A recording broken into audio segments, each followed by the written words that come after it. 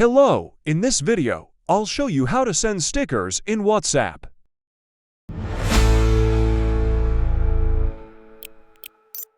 Open a chat on WhatsApp where you want to send a sticker. Tap the emoji icon located next to the text input field. Switch to the Stickers tab. Scroll through your available stickers or tap the plus icon to download new sticker packs.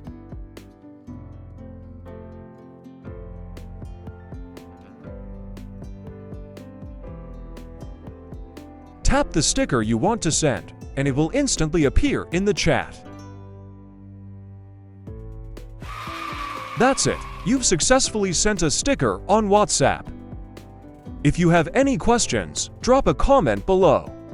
Don't forget to like, subscribe, and hit the bell icon for more helpful guides. Thanks for watching.